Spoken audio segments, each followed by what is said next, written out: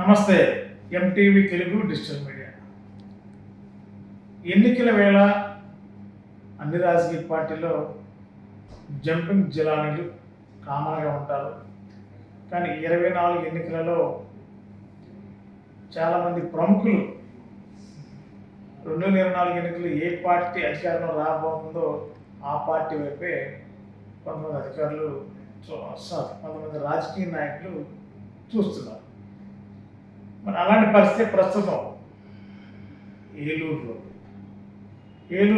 Assembly నియోజకవర్గంలో ప్రస్తుతం వైఎస్ఆర్సీపీ అభ్యర్థిగా ఆళ్ళ నాని గారు, కూటమి అభ్యర్థిగా బడేటి సంజయ్ గారు పోటీలో ఉన్నారు. ఇప్పటివరకు వైఎస్ఆర్సీపీలో ఉన్న కొద్దిమంది నాయకులు టీడీపీలోకి వెళ్ళారు. ఒక కీలక పరిణామం ఏంటంటే ఒక్క 2 రోజులు లేక 3 రోజుల్లో ఏలూరు నియోజకవర్గానికి సంబంధించిన ఇద్దరు ప్రముఖ టీడీపీ ప్రముఖులు అంటే టీడీపీ సానుభూతి పరులు, టీడీపీ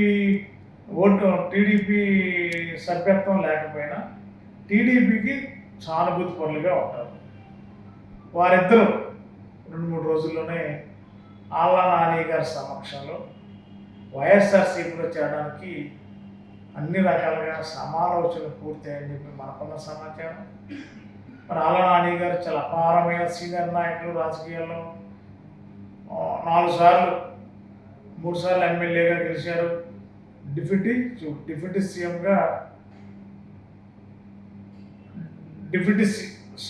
సీఎంగా పనిచేశారు. కాకపోతే ఎక్కడ కూడా అడావుడి గందరగోళం ఎక్కడ చేయరు. చాలా నిశ్శబ్ద వాతావరణంలో ప్రశాంతంగా ఉంటారు. ఎక్కడ అడావుడి చేసి ప్రజల్లో గందరగోళం సృష్టించే ప్రయత్నం చేయరు. ఏది చేసినా చాలా పగడ్బందీగా చేస్తారు ఆళ్ళ నాని గారు. వ్యూహాలకి వదిలిపెట్టడంలో ఆళ్ళ నాని గారికి సాటి మరి ఎవరో ఉంటారని చెప్పి ఎన్నో ఏళ్ళుగా ప్రచారం అయితే ఉంది. మరి అలాంటి పరిస్థితి ఇప్పుడు ఏలూరు కాన్స్టిట్యున్సీలో రకరకాల చర్చలు జరుగుతున్న తరుణంలో ఏలూరు నియోజకవర్గంలో ఆళ్ళ నాని గారి యొక్క ప్రచార సరళి వేగం పుంజుకుంది. అదేవిధంగా చాప కింద నీరులాగా ఏలూరులోని 50 డివిజన్లో వైఎస్ఆర్సీపీని బలోపేతం చేసే దిశగా అడుగులు వేస్తున్నారు. కార్యకర్తలతో మమేకమవుతున్నారు. అంతేకాదు, ఎవరైతే పార్టీ సానుభూతి పరులుగా, శ్రేయభిలాషులుగా, ఏ పార్టీకి వెళ్లకుండా తటస్థులుగా ఉంటున్నారో వాళ్ళల్లో కూడా చాలా ముఖ్యుల్ని వైఎస్ఆర్సీపీ వైపు తీసుకొచ్చేలా ఆళ్ళ నాని గారు పావులు కలుపుతున్నట్టు మనకున్న సమాచారం. ఈ నేపథ్యంలో 2-3 రోజుల్లోనే ఏలూరు టీడీపీలోని ఇద్దరు ప్రముఖ కీలక నాయకులు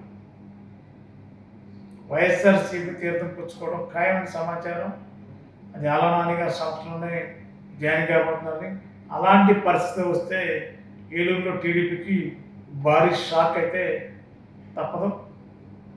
మరి ఇద్దరు నాయకులు టీడీపీకి అన్ని రకాలుగా, రాజకీయంగానే కాదు అన్ని రకాలుగా టీడీపీకి ఉపయోగకరంగా ఉండే సానుభూతి పరులు. మరి వారిద్దరూ ఆళ్ళ నాని గారి సంస్థ వైఎస్ఆర్సీపీలో రాబోతున్నారు. మరి ఈ నేపథ్యంలో ఏలూరులో వైఎస్ఆర్సీపీ రోజుకి బలం పుంజుకుంటూ గెలుపు దిశగా అడుగులు వేస్తుంది. ఆ ఇద్దరు నాయకులు వైఎస్ఆర్సీపీలో జాయిన్ అయితే ఇంకా వైఎస్ఆర్సీపీ బలం రెట్టింపు ఉత్సాహంతో, రెట్టింపు బలంతో ముందుకెళ్ళే అవకాశం ఉంది.